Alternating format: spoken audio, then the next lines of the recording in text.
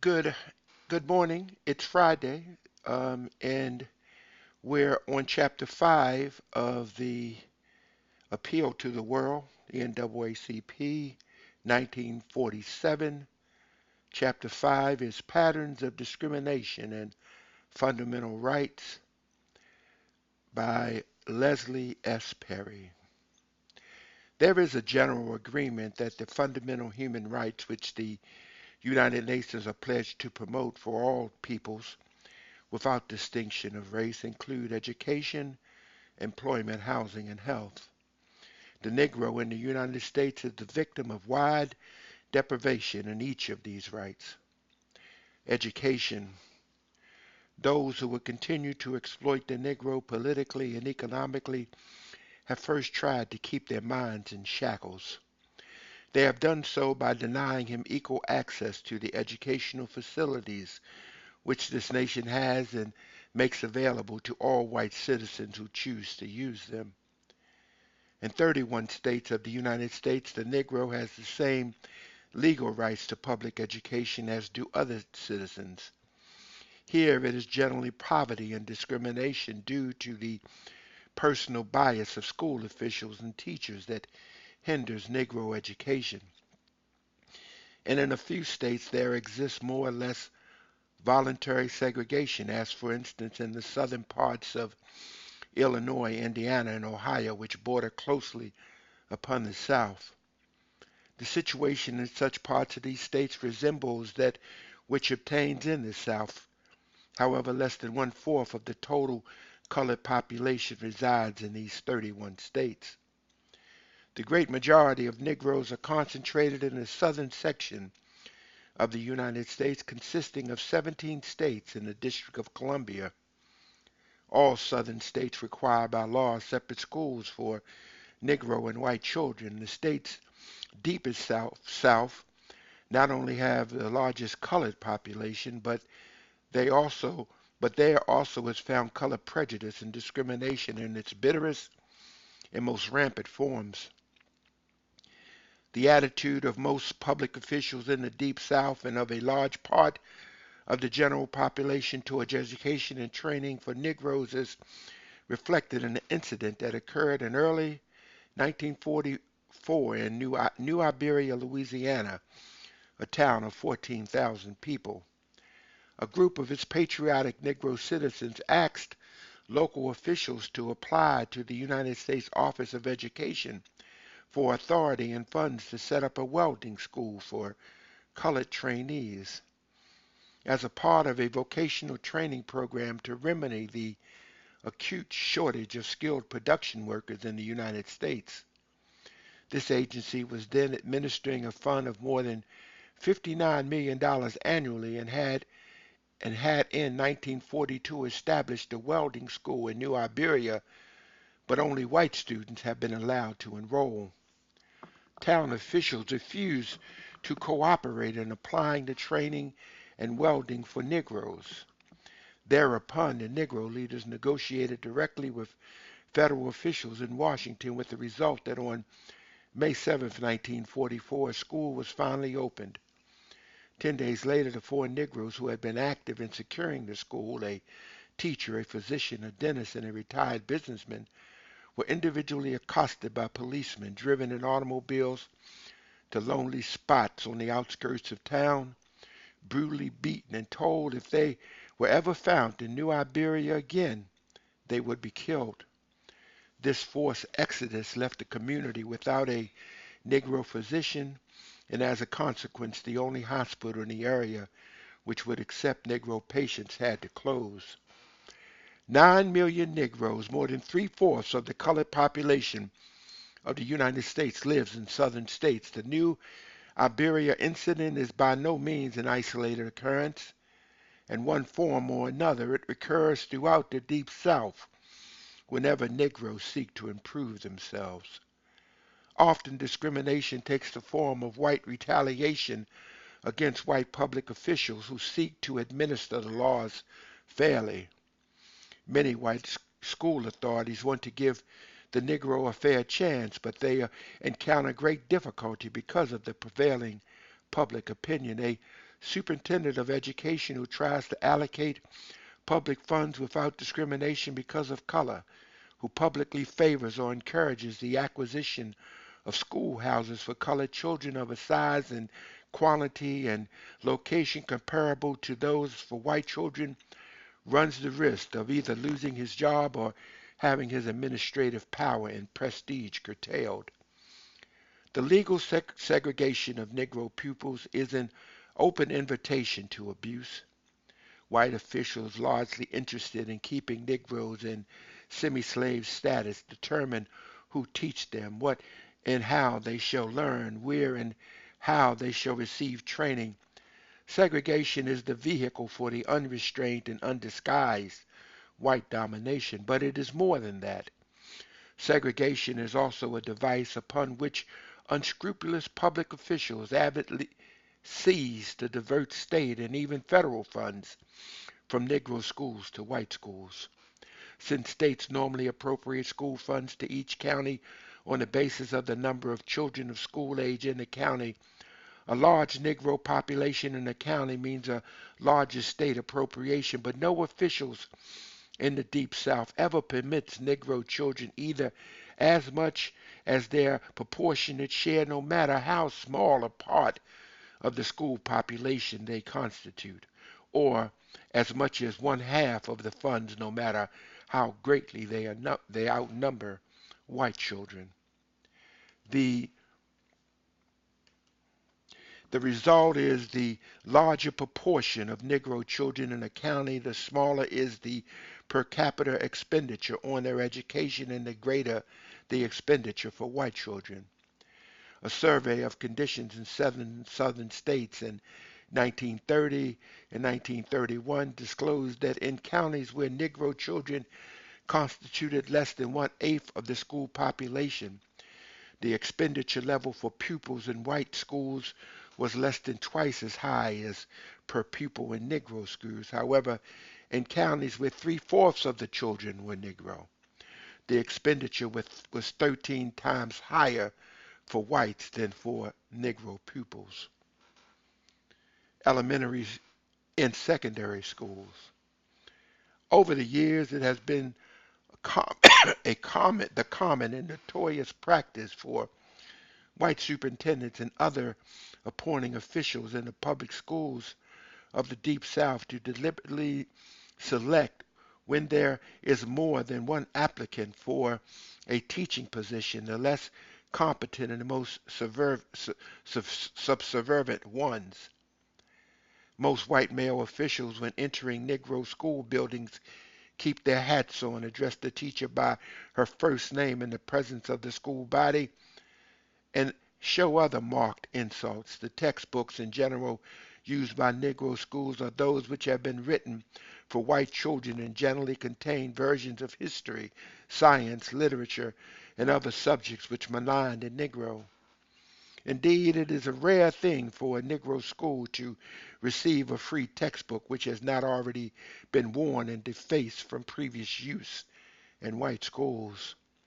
In general appearance, school structures assigned to Negroes, especially in small towns and rural sections of the Deep South, are dilapidated one and two teacher frame shacks lacking indoor toilet facilities. To Negro teachers for all the janitorial tasks such as firing the stove, scrubbing the floor and equipment, and making repairs.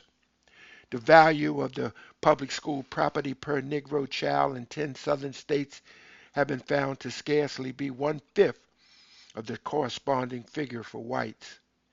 This is true even as much as one-third of the total value of the Negro school property was in buildings partly financed by one large philanthropist. Moreover, Negro schools are uniformly kept open for shorter periods than white schools. The average term for Negroes has been estimated to be 13% shorter than for whites. In terms of dollars and cents, discrimination against colored children is graphically illustrated in the studies of the United States Office of Education for the years of 1943 through 1944. Current expenditures per white pupil and average daily attendance in Mississippi was 499% higher than those for Negro children in that state. School bus discrimination. Part of the differential in school expenditures for Negro pupils and white pupils is accounted for by the discrimination which the former suffers in the manner of free school bus transportation. In rural districts, it is not unusual to find elementary schools from 3 to 10 miles apart. In such circumstances, every state provides free transportation and buses operated at public expense. These are seldom available for Negro children. Their parents are therefore faced with the alternative of hiring private transportation or having children of tender age walk miles in all sorts of weather or keeping them home to get all together. Current figures for state money spent in school transportation are not immediately available. One source, however, estimates that in the 15 southern states in the District of Columbia, the total expenditure amounts to $32 million annually. At any rate, one investigator found that in the 1935-1936, although Negroes constituted 34% of the rural farm population of school age in 10 southern states, they only received 3% of the total expenditures for transportation. Underpaid Negro teachers. The bulk of the Negro-white differential, however, results from the fact that Negro teachers are victims of brazen and systematic salary gorges. The democratic principle equal pay for equal work has been a dead letter in the teaching profession as far as Negro teachers are concerned. Their pupil load on an average is one-fourth heavier than that of white. They hold identical state teaching licenses, yet Negro teachers in southern schools, except where the courts have intervened, are uniformly paid less than whites. Again, the United States Office of Education throw light on the character and extent of this type of discrimination. In the state of Mississippi, the average salary paid white teachers was $1,107 per year, while the Negro teacher received $342 a year, or 244% less. During the year of 1934 to 44, 1943 through 1944, there were 66,553 Negro teachers in the South. Though their salary discrimination alone, they appear to lose approximately $25 million. Discrimination in higher education. There are approximately 1,700 public and private colleges and universities in the United States, excuse me, of which 118 are Negro institutions. 114 of these colored schools are located in the South and matriculate 85% of all the colored undergraduates from that section. In 1938, the income for all purposes of 96 colleges for Negroes was $14,679,712. This is less than the annual income of Harvard University alone. Only one-fifth of the Negro colleges of the United States was accredited even by regional associations. The Association of American Universities has accredited only 3 Negro institutions as compared with 91 colleges in southern states. Instruction at the graduate, technical, and professional level at Negro institutions is practically non-existent. 6 public and private institutions offer work leading to a master's degree, and none offer work leading to a doctorate. There are only 2 medical schools in the South for Negroes, both private institutions, as compared with 31 for whites. They supply four-fifths of all the Negro physicians and dentists.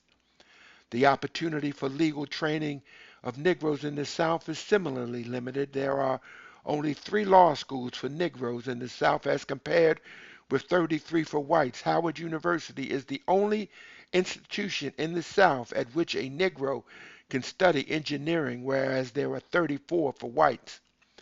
Expenditures for education for Negroes in 17 southern states is summed up by Dr. Mordecai W. Johnson, president of Howard University, as follows. In the states which maintain a segregated system of education, there are about 137 million dollars annually spent on higher education. Of this sum, 126,541,795, including $86 million of public funds, is spent on institutions for white youth only. From these institutions, Negroes are rigidly excluded.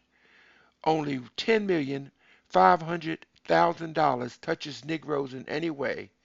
In fact, as far as state-supported schools are concerned, less than $5 million directly touches Negroes. In these states, there are about 17 institutions undertaking to do higher education of college grade. The amount of money spent on higher education by the state and federal government for Negroes within these states is less than the budget of the University of Illinois. In fact, only 65% of that budget, which is estimated for a little over 1 million people in Louisiana. This is one index, but the most serious index is this, that this little money is spread over so wide an area and in such a way that in no one of these states is there anything approaching a first-class state university opportunity available to Negroes. Literacy opens the door to accumulated knowledge of mankind and is essential for the acquisition or conservation of the rights and liberties of free people.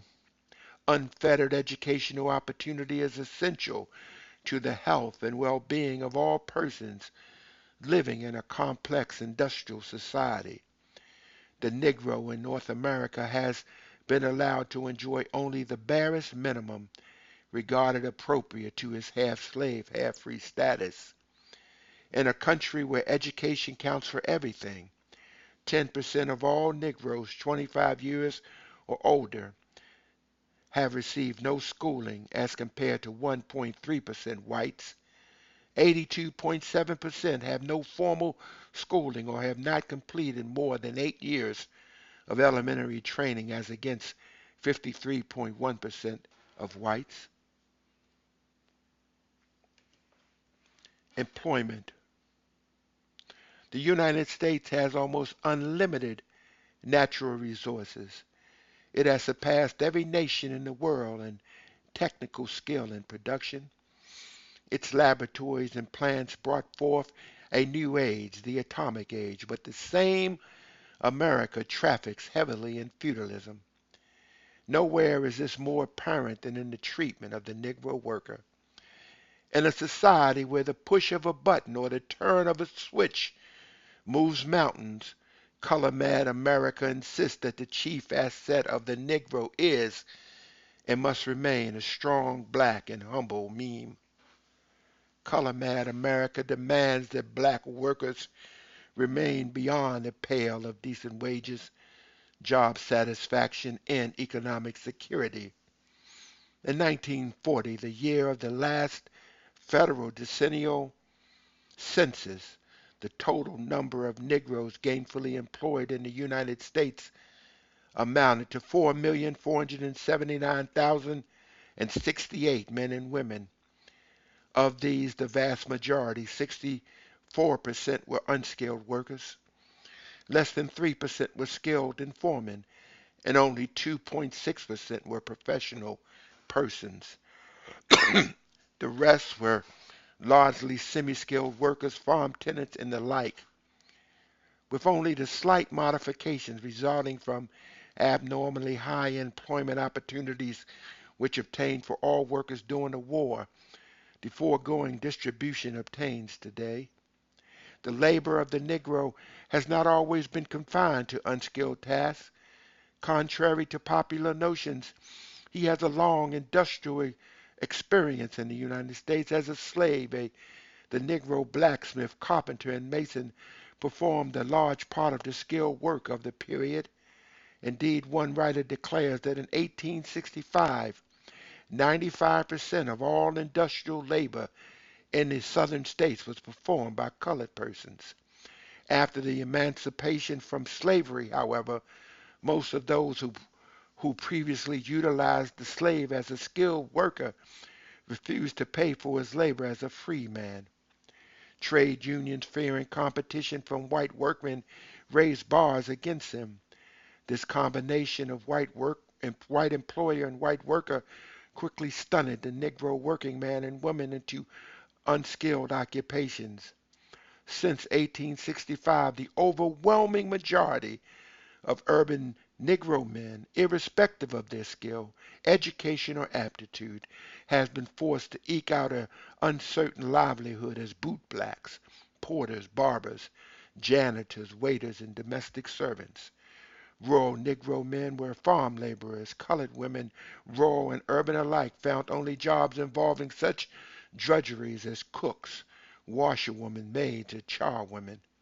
Collectively, these occupations became known throughout the United States as Negro jobs.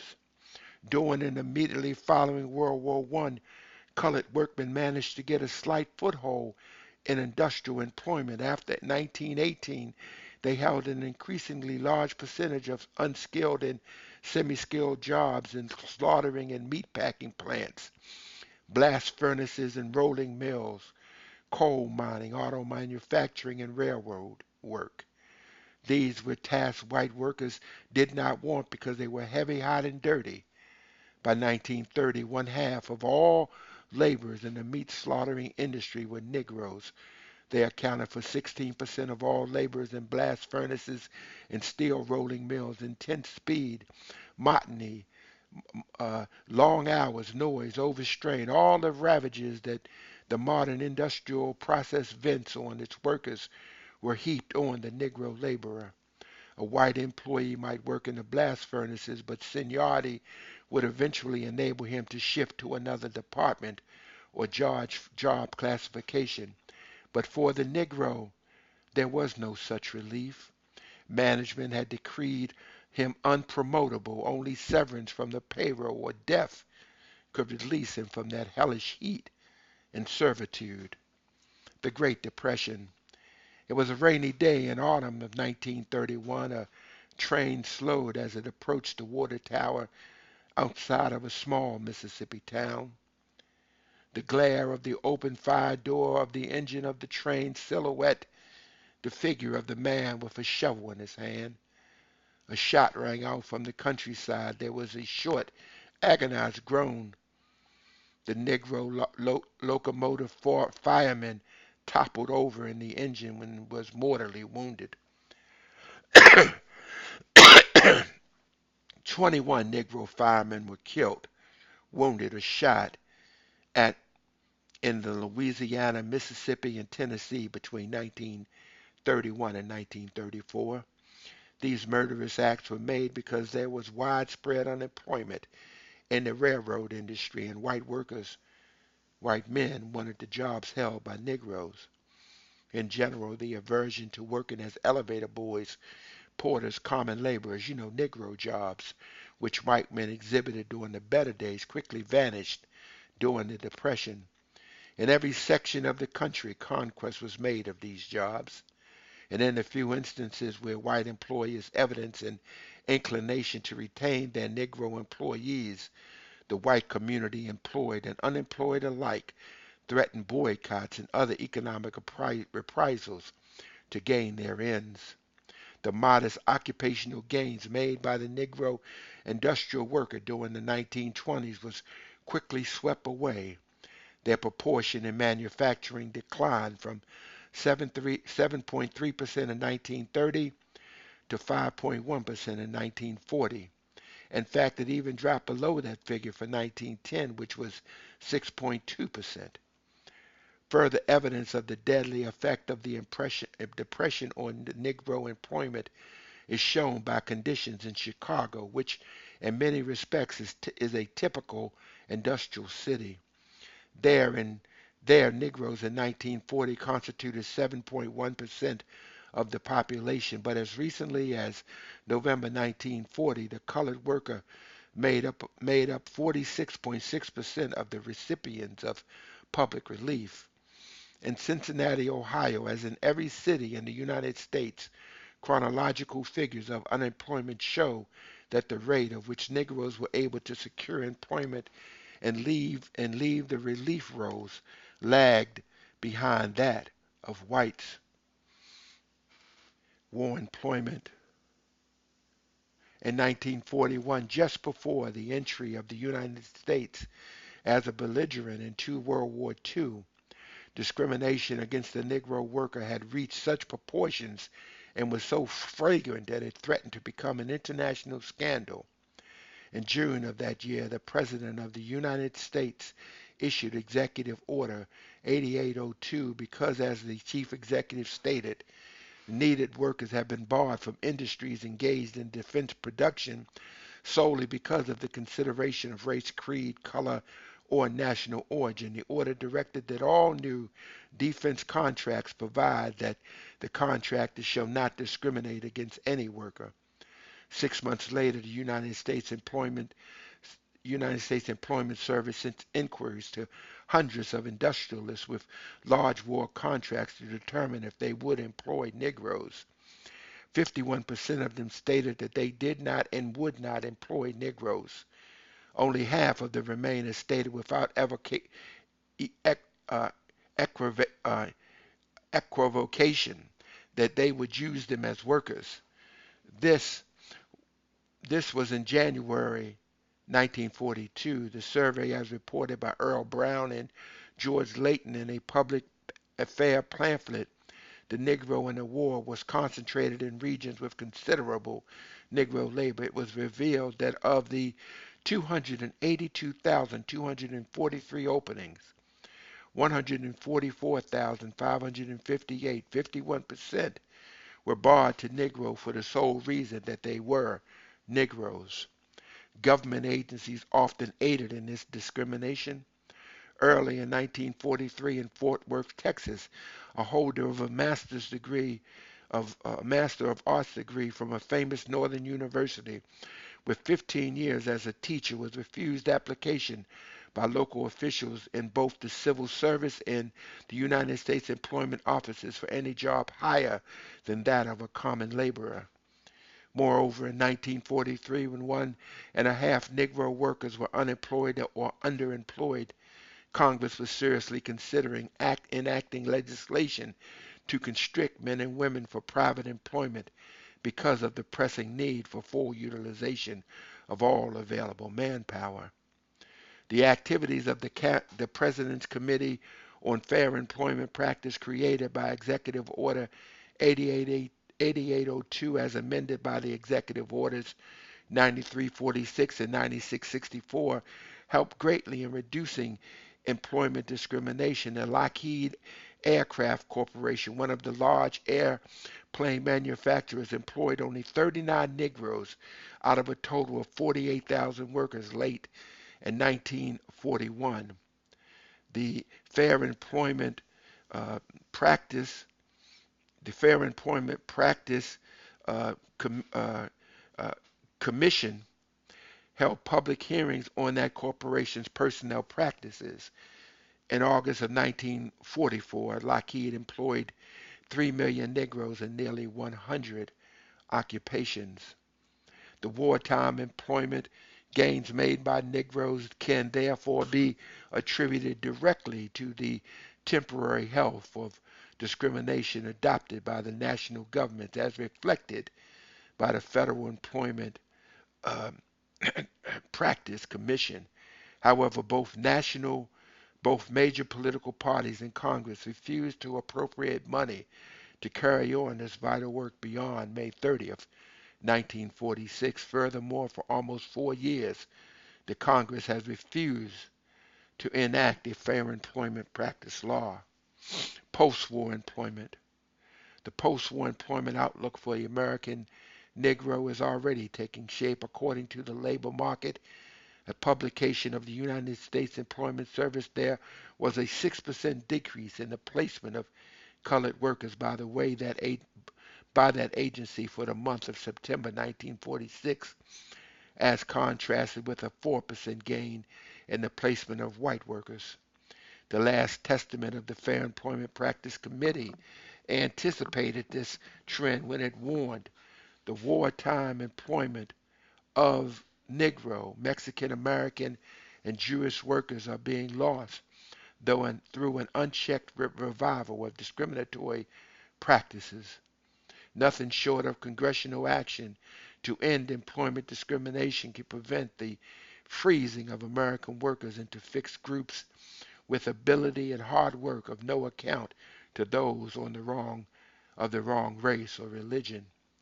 Discrimination by trade unions.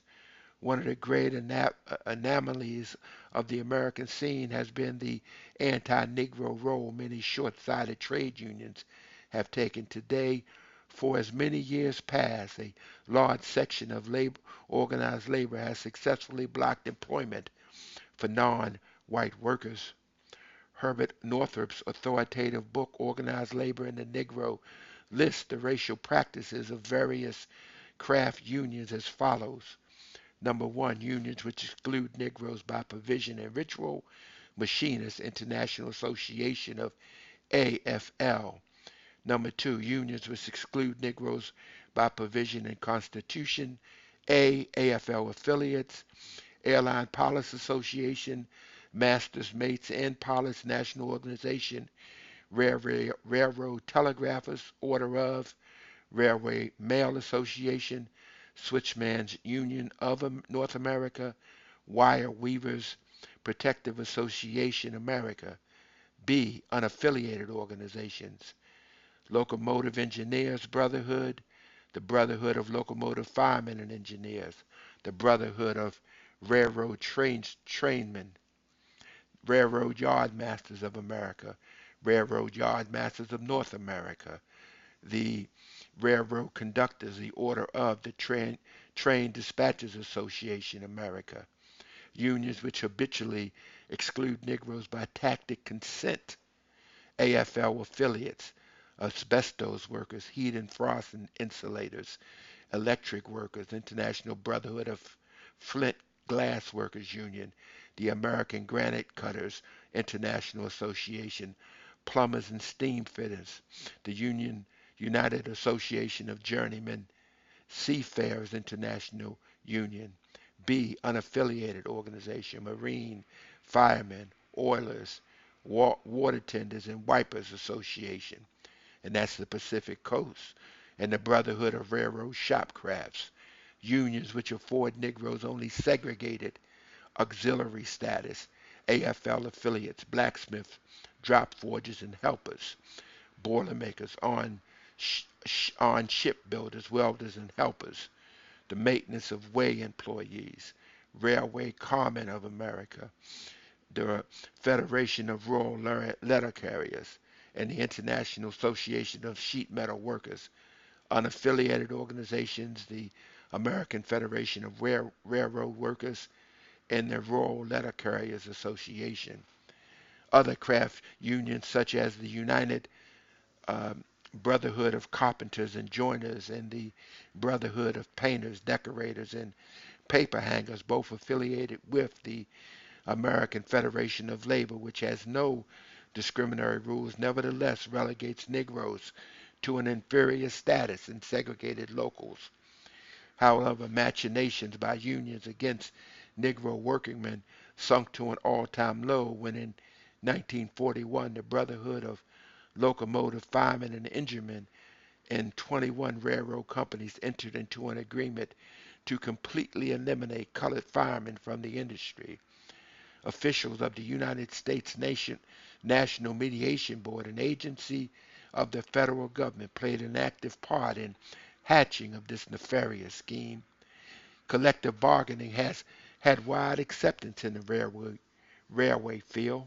Negroes, however, are excluded from membership in the Big Four railway unions, the Brotherhood of Locomotive Engineers, the Order of Railway Conductors, the Brotherhood of Locomotive Firemen and Enginemen, and the Brotherhood of Railroad Tradesmen, which virtually dominate the industry.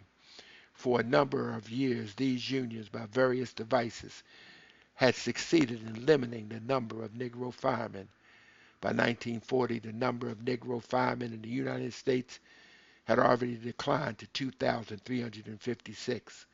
Of these, 2,121 were found in the South, but the Union was not satisfied. On February 18, 1941, the Brotherhood of Locomotive Firemen, bent on ousting them completely, consummated an agreement with the Southeastern Carriers Association or Conference, consisting of 21 railroads, which provided, number one, on each railroad party hereto the proportion of non-promotable Negro firemen and helpers on other than steam power shall not exceed 50% of each class of service established as such on each individual carrier.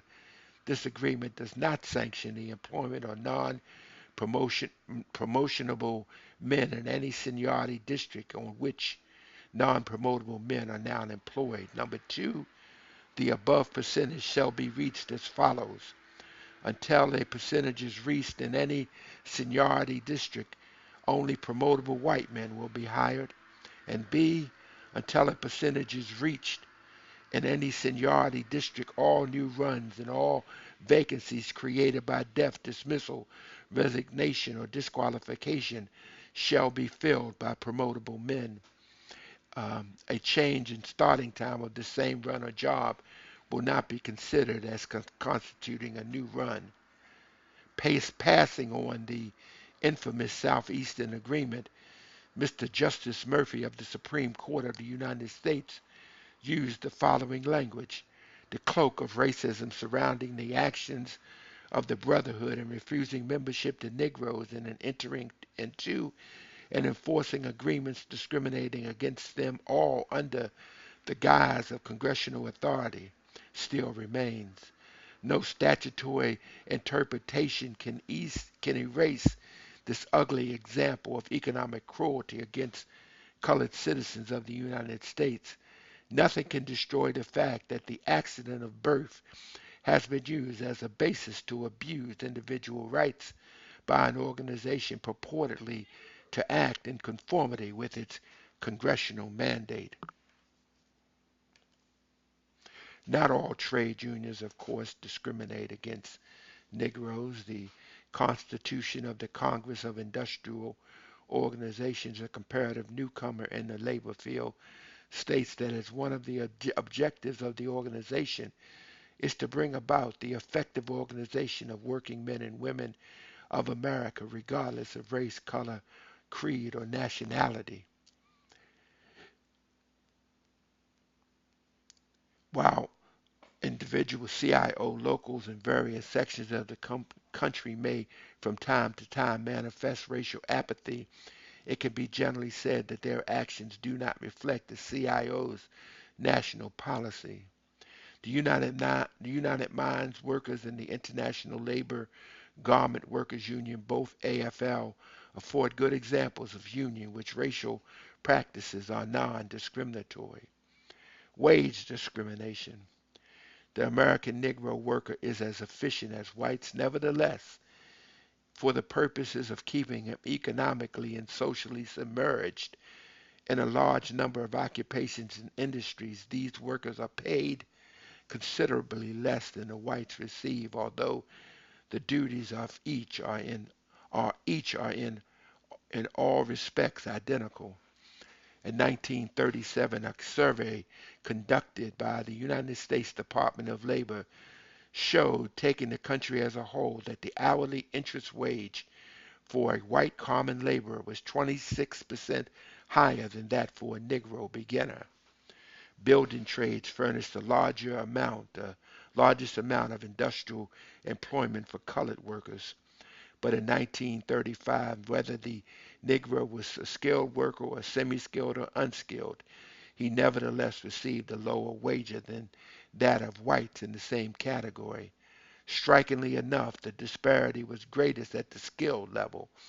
Indeed, the Negro craftsman on an average received about one half of the wage paid white mechanics. During the war, the United States Labor Board had an occasion to pass on a number of cases involving wage discrimination solely on account of race, color, and nationality.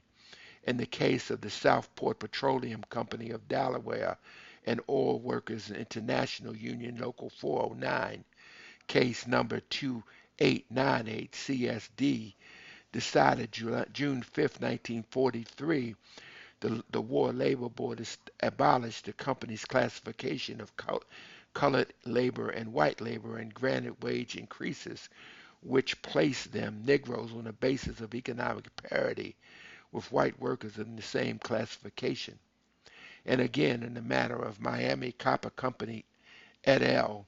And International Union of Mine, Mill, and Smelter Workers Local 586, CIO, case numbers 11716D and 11717D and 11718D, decided on September 7, 1944. It abolished wage differentials based on the classification of workers as Anglo-American males and other employees. In doing so, it overruled the nefarious Mental Commission, a committee acting under government mandate, a majority of which had refused to make this change, asserting the problem of racial discrimination with which the Commission is confronted in these cases and which is woven into the fabric of the entire community, indeed the entire Southwest. Unions and their employers alike have in part a significant part in its creation and continuation. All forms in which contemporary society is organized are in varying degrees affected. Under such circumstances, the complete and immediate elimination of the largest industry in the area of all wage rates that may be used to be discriminatory as such could not fail to have serious repercussions. Moreover, there is the impact on the wage rate structure of the companies themselves to be considered. The practice of paying the Negro worker less than whites is general. Only in a few relatively isolated cases has this pernicious practice been curbed or corrected. Discrimination in federal employment. The largest single employer in the United States is the federal government itself. In 1938, there were 851,526 persons on its payroll. In 1945, government employees reached an all-time peak of more than 3 million. The solid wall of prejudice and discrimination which Negro citizens encountered in commerce and private industry, particularly in clerical, technical, and professional positions, caused thousands of colored high school and college graduates to seek placement in civil service. Personnel practices in federal agencies, however, closely parallel these in private employment. In 1938, jobs in custodial classifications, messengers, laborers, helpers, elevator conductors, charwomen, and other forms of maintenance work constituted less than 3% of civil service jobs, yet 90% of all Negroes employed by the government in Washington were designated as custodials. The highest paid Negro employee in Washington in the office of the Department of State, for example, was a chauffeur to the secretary. In 1940, the Civil Service Classification Act was amended by Congress so as to provide that there shall be no discrimination against any person on the account of race or creed or color. This position remained a dead letter until 1942 and 1943 when the personnel expansions necessitated by the exigencies of war, coupled with the acute manpower shortage, forced labor employers to hire every qualified or qualifiable person regardless of race or color. By 1944, Negroes constituted 12% of federal workers. 58% of them were rated as clerical, administrative, or fiscal employees, and 1.1% were in professional or subprofessional classifications. Most of the jobs they held in the classical service were in agencies such as the War Production Board, Office of Price Administration, War and Navy, departments or other agencies created for the duration of the war or whose personnel assignments were swollen because of the emergency. But it was in the unclassified service, such as Navy shipyards, Army munitions depots, or depots, and the like, that the great majority found employment. Surveying federal employment as a whole, the President's Committee on Fair Employment Practice concluded that the Negro has made has made the gains in that part of federal service which will be most drastically curtailed after the war.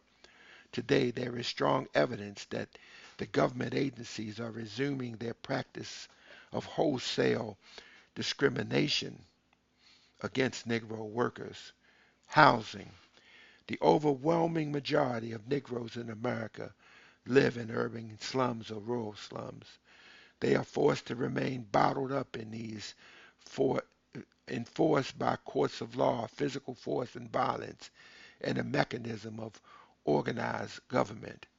Baltimore Negroes make up 20% of the population of the city of Baltimore, but they are crowded into less than 2% of the living space.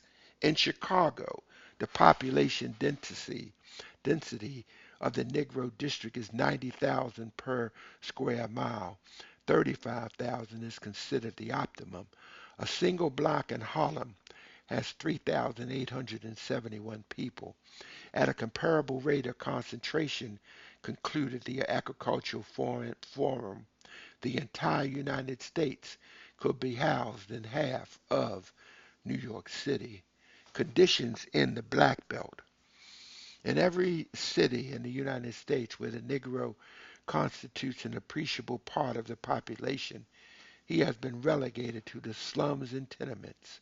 These blighted areas the most of which have most of the marks of the old world ghettos in America are known as black belts. Negro districts are usually neglected by the, the municipality, the municipals, the municipal governments. Their public streets and highways are usually allowed to remain in a state of disrepair and neglect.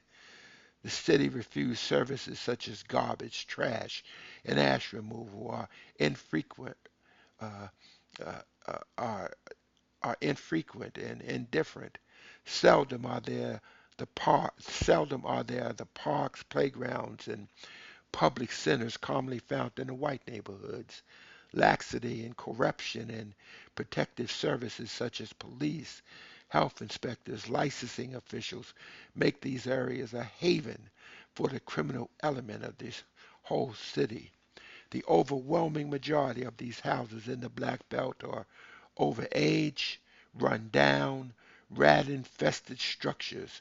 The housing census of 1940, taken by the United States Bureau of Census, showed that 35.1% of all homes occupied by Negroes were in need of major repairs, or compared with 16.3% of units occupied by whites. Almost a third of the urban units occupied by Negroes were without running water, as against 4.2% of white. 13.3% had running water but no private flush toilets, as compared with 7.9% for whites. Moreover, these dilapidated houses are greatly overcrowded. In Washington, D.C., it is not uncommon to find a Negro family of 7 living in one room. Nationally, in 1940, overcrowding in Negro homes was 3 times greater than that of white homes. Since that time, the situation has worsened greatly. All informed observers agree that the Negro pays 10 to 50% more for rent for their quarters than are paid by whites for comparable facilities. Methods of confusing or confining Negroes to black belts. When a Negro has the money to leave the hovels in the black belt and seeks to rent or buy better dwellings in white neighborhoods, they often encounter physical violence. In Washington, D.C., as recently as 1940, a colored woman, upon moving into a house which she had purchased in a white neighborhood, was subjected to a bombing. In December of 1946, in Chicago, an angry mob consisting of thousands of whites tried unsuccessfully to force 2 Negro war veterans and their pregnant wives to vacate their homes in a city owned and operated housing project for veterans. In Atlanta, Georgia, the Colombians, an organization patterned after Hitler's stormtroopers, told of plans to burn the Negroes' house or bomb them out of the houses in white settlements. These attacks are made with legal impunity. During the 2 year period, 1944 to 1946, 59 attacks were made on Negro homes and Negro occupants in Chicago. There were 5 instances of shooting, 22 stonings, and 3 house wreckings, and nearly 30 arson bombings. 3 persons were killed and many were injured. Not a single culprit was convicted of these crimes. The opposition to and the discrimination against Negro tenants and homeowners stems principally from these 3 sources: blind race prejudice, false propaganda which charges the Negro either carelessly or willfully destroys property, and the determination of most local real estate operators and associations to limit at all times the supply of housing for Negroes, thereby keeping the prices high. In 1944, the National Association of Real Estate Boards conducted a survey of 18 large cities to determine the opinion which best informed real estate men held of Negroes as renters and potential homeowners. The question and the answers to those polled were summarized as follows: Does the Negro make a good home buyer and carry through his purchase to completion? 17 of 18 cities reported yes. Does he take good care of property as any other tenant of comparable standards? 11 of 18 yes. Do you know of any reason why insurance companies should not purchase mortgages on property occupied by Negroes? 14 of 18 reported yes. Do you think that there is a good opportunity for realtors in the Negro housing field in your city? 12 of 18 cities reported yes. The majority of cities commented that the Negro maintained neatness and repairs on new property as well as whites, but underscored the relatively few properties in good condition are sold to Negroes. Characteristic practices such as violent as they are, have never succeeded in curbing the Negro's quest for better homes and environments. But where the violence has failed, contractual agreements upheld and enforced by courts of law have succeeded in confining Negroes to their black belts. In nearly every major city in the United States, the greater part of the residential area is subject to restrictive covenants limiting use and occupancy to members of the Caucasian race. In Chicago, for example, 80% of the city reported to be covered by deeds containing such clauses. And that's the end of reading today. I will be picking up the remainder of chapter 5 and completing chapter 6 tomorrow.